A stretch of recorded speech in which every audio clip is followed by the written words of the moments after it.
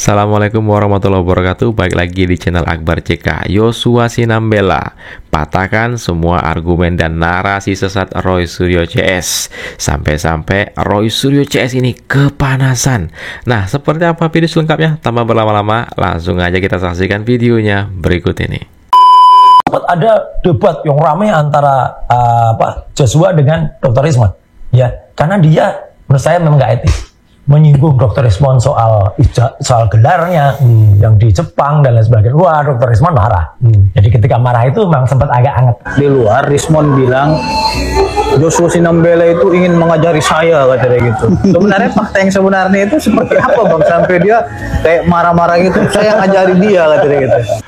Apa yang kami dapatkan tidak ada bantahan ilmiah dari pihak Pak Jokowi maupun pihak Dirtipidum terkait Ella juga hanya berbicara tentang SOP seolah-olah mengajari kami untuk meneliti. Ini kalau narasi-narasi hanya ad hominem, mencoba menggurui kami bahwa kalian salah, prosedur penelitian kalian salah, ini bukan ruang kuliah. Ketika mereka memberikan pendapat masing-masing, mereka mendatangkan kalau salah ada 4 ahli gitu ya. Oh, sampai 4 ahli. 4 ahli ya. Satu ahli hukum, Roy Suryo, Tifa sama Rismon. Ya kan, 4 ahli. Kemudian mereka totalnya ada 9 orang lah yang masuk ya kan. Kemudian kita pasal hukum ada 4, ahlinya cuma 1. Ya. Nah, ketika mereka menjelaskan, kita diam aja, gitu ya, menjelaskan paparan mereka, semua bukti-bukti yang mereka anggap bukti lah, gitu ya. Hormatilah mereka, ya, hormati ya. Gitu ya. Tapi ketika kita menyampaikan sesuatu, gitu ya, mereka langsung potong-potong. Waduh, gitu. ini luar biasa. Nah, kenapa mereka mungkin tersinggung, gitu ya? Karena saya kan ahli digital forensik, ya, benar. Ahli digital forensik. Saya ingin menjelaskan apa sih kualifikasi ahli digital forensik itu sebenarnya, gitu loh. Sebelum kita masuk ke materinya, gitu ya, substansinya, gitu ya. Baru menjelaskan bahwa kualifikasi akademik harus seperti ini, udah langsung di seolah-olah menyerang pribadi mereka lah, gitu ya. Si ketua yang memimpin itu juga mengikuti lah. Jadi kalau bisa langsung substansinya aja lah, gitu ya, dan yang baru. Nah, disitulah mungkin mereka merasa mengajari segala macam karena memang mereka bukan ahli digital forensik, ya kan? Mereka bukan ahli digital forensik. Ketika mereka ahli digital forensik, jejaknya bukan digital forensik. Nggak ada hubungannya sama digital forensik. Apalagi metode yang mereka lakukan itu tidak sesuai prosedur digital forensik, ya kan? Nah, digital forensik yang benar itu harus menganalisis objek original source-nya, sumber aslinya. Kalau sumber aslinya analog, ya analognya, gitu kan? Kalau sumber aslinya yang digital, ya digitalnya. Dan itu juga harus dicari di mana otentiknya, di mana yang aslinya. Jenis kertas, serat kertas, pewarna yang ada di dalam kertas, itu kan yang didengung-dengungkan adalah uji analog, begitu loh. Kalau dikatakan bahwa kami menganalisa secara forensik digital, bukti analog, itu kan karena ketidakbisaan kami untuk menyita barang bukti secara analog. Ketidakbisaan kami untuk menyita. Udah jelas ya, clear. Kalau kata Roy Suryo, very very clear. Mereka ini udah salah, ya, udah salah. Barang asli nggak sama mereka. Mereka berani-beraninya meneliti, ya, ijazah yang diupload di internet, mereka download. Berarti bukan barang otentik, bukan barang asli yang mereka teliti. Gimana coba? Ngaku sendiri kan? Satu-satunya jalan karena kami tidak bisa menyita adalah ya secara digital, dan itu awam. Katanya minta ditunjukin dulu aslinya, katanya. Nah, terus mereka udah menyatakan palsu. Makanya akhirnya mereka jadi dugaan fitnah, kan? Iya. Nah, itu pasti, dan itu yang sekarang lagi dikejar, ya. Jadi ada konsekuensi ketika orang menuduh seseorang, ya, dan itu dengan dengan gaya-gaya seolah-olah dialah kebenaran itu, padahal dia tidak tahu, dia tidak punya apa-apa sebenarnya, tidak mengetahui apapun, gitu ya, terkait dengan ijazah itu. Dia nggak tahu fisiknya, nggak pernah lihat, langsung dianggap palsu, ya kan? Hanya berdasarkan asumsi-asumsi, pengalaman menteri segala macam, dokumen-dokumen yang nggak jelas, ya. Padahal sudah ada lembaga yang memverifikasi, lembaga yang mengeluarkannya sudah memverifikasi bahwa itu asli, ya. Bahkan ditambah uji puslapor yang menyatakan itu identik. Apalagi yang kurang kira-kira? Itu masih dibantah. Artinya apa? Apapun yang kita bilang itu pasti akan tak dibantah karena mereka punya kebenaran sendiri. Ketika kita tidak memiliki suatu barang analog seperti mata, nggak perlu diambil dulu baru dianalisa secara biometrik, ya secara digital diprosesnya. Baik juga dengan sidik jari, bentuk wajah, bentuk tubuh, itu nggak perlu kita mengambil jari kita dicopot dulu baru diproses. Ya memang itulah, karena memang digital ini menjembatani, ya, teknik untuk menjembatani bahwa tanpa memiliki analog pun itu bisa kita analisa apa yang salah dengan itu. Itulah salah kaprahnya mereka. Ya, jadi ELA, singkatan dari Error Level Analysis, itu hanya bisa mendeteksi tempering atau perubahan-perubahan di file digital. Jadi gambar-gambar foto digital kita, ya, diedit misalnya kacamatanya dihilangkan atau diedit hidungnya atau misalnya bukti transfer ditambahin nolnya, gitu kan? Kita bisa deteksi itu dengan mudah. Dengan menggunakan ELA, asal kita menguji file digital aslinya, ya. Nah, dia hanya bisa digunakan untuk menguji file digital karena dia memanfaatkan kompresi JPEG. Jadi ketika kita mengedit sebuah file, mengedit sebuah gambar, katakanlah menambah angka 0 segala macam, otomatis bagian yang kita edit itu akan kompresinya akan berbeda dengan yang lain karena diedit ditambahkan, ya kan? Itu makanya ketika ada fisik kita foto seperti yang mereka lakukan, itu otomatis tidak akan kelihatan bahwa itu sudah diedit. Walaupun ada yang aneh dari hasil ELA kita, itu berarti file digitalnya lah yang berubah. Jadi kalau kita melakukan kajian ilmiah atau yang kita sebut pemeriksaan digital forensik gitu ya, kita mengumpulkan data-data dulu. Ya, data-data dulu, melakukan analisis dulu gitu ya, sampai akhirnya menghasilkan kesimpulan, ya kan? Nah, kalau mereka kesimpulan dulu, baru mencari data lagi. Nah, itu udah pasti peneliti abal-abal. Tidak ada pengkaji peneliti abal-abal, pakar gadungan. ilmiah yang seperti itu. Aneh juga ya. Nah iya, mereka udah menyimpulkan dulu, baru dicari buktinya. Jadi itu yang disebutnya cocokologi atau pembenaran. Jadi mereka lah cari pembenaran-pembenaran. Ketika misalnya deskripsi itu tidak ada tanda tangan, berarti nggak sah semua.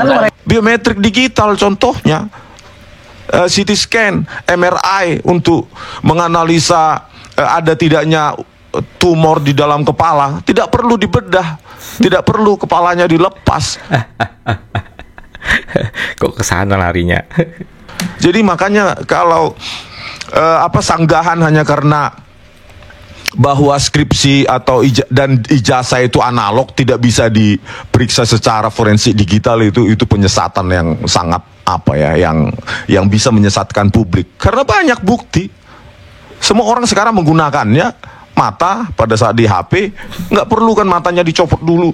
Tangan juga gitu, sidik jari di Apple phone atau yang lainnya. Itulah menjadi salah kaprahnya mereka. Ya, jadi saya ingat-ingat dulu ya, karena memang Rismond atau Roy Suryo ini mungkin ikut kasus-kasus yang dulu Jessica gitu ya. Ketika Rismond menampilkan ada tangannya Jessica seperti lampir gitu ya. Padahal itu karena rekaman dari YouTube yang direkam lagi dari layar gitu ya, sehingga bukan dari primary evidence tapi juga dari media sosial gitu kan. Nah, sehingga pada saat itu ada ahli lain, Christopher Rianto, menguji menggunakan ELA bahwa itu tidak ada editan gitu ya. Nah, mungkin itu teringat mereka bahwa tempering ini bisa diuji dengan ELA gitu kan. Beranjak dari kasus ini kemungkinan itu, kemungkinan saya tangkap seperti itu. Sebagai ahli digital forensik, karena objek yang kita periksa ini adalah ijazah fisik atau analog, berarti yang kita periksa harus analognya. Harus analog. Bukan foto analognya, bukan foto digitalnya dia yang difoto. Nah, jadi ketika mereka melakukan analisis terhadap foto-foto ini, itu pasti akan terjadi namanya bias. Bias itu artinya, ya mereka kan analisis itu, garis merah misalnya, nggak nemu misalnya. Nah, itu bisa terjadi. Kenapa? Karena mungkin pada saat difoto pencahayaannya berbeda, kameranya juga berbeda, kualitasnya juga berbeda, sudut pandangnya itu berbeda. Iya, itu makanya untuk memeriksa itu sebenarnya paling valid, ya, itu adalah analognya. Ya, jadi mereka nggak bisa menemukan katakanlah lintasan merah itu, padahal di fisik aslinya itu kelihatan lintasan merah. Bahkan di hasil scan-nya, dan ketika kita punya dokumen kita scan itu kan resolusinya lebih tinggi, itu kelihatan. Ya, kira-kira seperti itu. Jadi, nah mereka membuat asumsi seolah-olah ini tempelan ya kan? Kira-kira seperti itu. Karena mereka nggak bisa menemukan lintasan merah itu dari foto yang didownload dari katakanlah yang mereka anggap dari Dian Sandi gitu ya. Itu juga nggak tahu file yang mana itu. Itu makanya itu bukan digital forensik yang benar. Kalau digital forensik yang benar, kita bisa verifikasi sumbernya. Dan terakhir, mereka meneliti wajah Pak Jokowi. Ahli seperti itu seperti apa gitu loh pandangan. Ya, Dokter Tifa lebih ke arah sebenarnya menjelaskan apa yang kemudian kami lakukan dengan software, misalnya soal face recognizer. Kalau Dokter Tifa mengamati, ini memang orang yang ada di foto ijazah itu tidak sama dengan Jokowi karena tulang hidungnya beda, kemudian rahangnya juga beda gitu. Bahkan yang menarik, Dokter Tifa mengatakan, dari mana Dokter Tifa bisa menganalisa ya? Hanya lewat foto, hanya lewat foto. Ya kan, ya kalau namanya dokter ingin menyimpulkan sesuatu tentang rahang berubah, tulang hidung berubah, ya harus ada sampelnya itu barang ya. Harus ada sampelnya untuk meneliti. Dokter Tifa dipercaya. Akan mengadakan sebuah, bukan akan ya, sudah sekarang sedang research ya, bahkan melakukan penelitian tentang Pak Jokowi. Jadi dia bahkan akan menulis surat kepada Jokowi untuk izin meneliti Jokowi dari sisi medik atau dari sisi orang-orang yang waras itu udah tahu bahwa mereka itu udah di luar waras gitu ya. Di luar waras. Iya kan? Iya, ya, nggak logis lagi gitu ya. Dari secara cari kesalahan juga ya. Iya, jadi hasilnya mereka mencari pembenaran-pembenaran yang menurut mereka itulah sebuah kebenaran mereka ya. Bagi kita kan itu pembenaran, itu hanya asumsi-asumsi saja gitu ya. Ya, jadi ketika ada kejanggalan-kejanggalan itu dianggapnya menjadi bukti bagi mereka. Kira-kira seperti itu. Jadi misalnya Kasmujo, kemarin Pak Jokowi bilang pembimbingnya ini, gitu ya. Pak Kasmujo, ternyata nggak ada di sebagai dosen pembimbing akademik segala macam. Dianggapnya, wah ini pasti salah, ini pasti penipuan segala macam, gitu ya. Padahal maksudnya sebenarnya karena memang Pak Kasmujo aja yang masih hidup, ya kan. Kemudian dia masih ingat bahwa memang Pak Kasmujo itu dia pernah mereferensikan bukunya, gitu ya, dan seterusnya. Jadi dia ada di referensi dari skripsinya sebenarnya. Ya. Jadi mungkin dia berkesan dan pernah juga dibimbing karena dia pembimbing akademik ya kan, bukan pembimbing skripsi memang gitu ya. Nah, itulah yang digoreng-goreng. Hal-hal seperti itu yang banyak sekali kita temukan. Misalnya kemarin ada yang ditampilkan oleh Dirtipidum, jumlah SKS sarjana muda. Berarti Jokowi ini lulusan sarjana muda saja. Dia hanya lulus 122 SKS, padahal syaratnya 160 gitu ya. Mereka nggak tahu bahwa program S1 di kehutanan itu aturannya memang seperti itu. Kita harus menyelesaikan sarjana muda dulu baru mengambil program sarjana atasnya. 40 SKS lagi gitu ya. Nah, itu yang mereka nggak paham. Misalnya kami dilakukan, ya apakah itu namanya perkayasaan atau apa, sesama umat manusia, ini hanya hubungan manusia saja, hablum minanas. Ya, kita yang lebih penting itu kejujurannya, hablum minallah. Kita yang dengan yang di atas. Dan saya percaya penuh sebenarnya fakta-fakta itu atau bukti-bukti itu sebenarnya loud and clear ya. Hanya saja mungkin perlu waktu untuk kemudian membuktikan ke depan masyarakat yang masih harus berpikir. Soal dokumen elektronik dan dokumen biasa itu santai aja, biasa aja Mas Dipo. Kita sekarang kalau meriksa sidik jari, ini rumusnya daktiloskopi namanya ilmunya ya. Saya juga belajar di situ.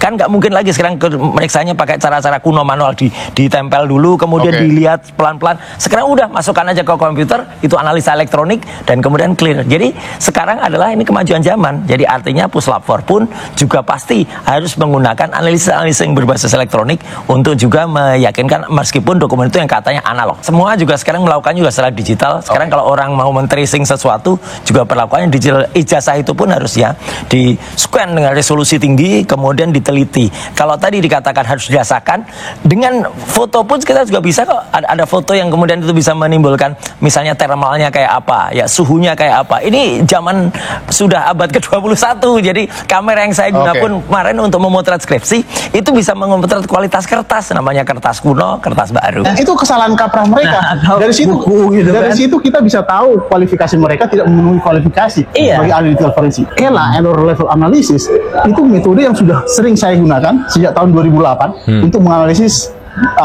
foto-foto yang baru ya. Bukan hal yang baru, itu teknologi sangat ujur sekali. Dan syaratnya juga sangat ketat itu. Kapan kita bisa menggunakan ELA? Kita bisa menggunakan ELA ketika menemukan file digital yang baru diedit. ijazah saya yang terbukti jelas asli. Kemudian saya kasih orang lain, tolong orang lain laporin saya ijazah saya palsu. Itu kan logika Sri Mulat. Ya nggak mungkin. Kalau kita melihat ijazah seseorang yang kita curigai itu, ini sepertinya nggak yakin gitu. Karena apa? Karena ijazah saya nggak kayak gitu. Nah, yang lucu sebenarnya dia membandingkan ijazah Jokowi dengan ijazahnya dia. Oh gitu. Beda, kualitasnya berbeda. Segala macam, otomatis juga sebaran-sebaran yang dianggap dia itu adalah analisis Ella. Tahun keluarannya Jadi juga berbeda, beda gitu. berbeda karena memang kualitasnya dia pasti lebih bagus ya kan. Iya, benar. Nah, daripada yang didapatkan dari media sosial gitu ya. Nah, yang pasti Ella tidak bisa digunakan untuk menguji ya dokumen-dokumen analog ya. Karena Ella ini memanfaatkan kompresi JPEG yang hanya ada di file-file digital. Dokumen-dokumen gambar digital. Nah, bayangkan kalau fisik itu kan misalnya ada ijazah kita tempelin gambar seseorang, kemudian dia analisis dengan Ella dengan cara difoto dulu. Ketika kita foto, kompresinya pasti sama semua, tidak ada yang berbeda, ya kan? Nah, ketika kita edit lah gambar ini, baru muncul Ella-nya. Itu makanya fisik ini tidak bisa dianalisis. Nggak nyambung dong, nggak nyambung. Gak nyambung. Very very clear. Roy Suryo, Rismond, pakar gadungan. Ella 2008, Joshua Sinambela udah pakai. Roy Suryo CS baru pakainya baru-baru ini. Nah, silakan ketik komentar kalian di kolom komentar terkait video kita kali ini. Jangan lupa like dan share video ini agar teman-teman kita dan masyarakat tentunya bisa tercerahkan dengan adanya video ini. Very very clear. Wah, Joshua Sinambela patahkan semua argumen dan narasi sesat Roy Suryo dan Rismond CS. Saya Barceka, assalamualaikum warahmatullahi wabarakatuh. Salam sehat selalu, bye.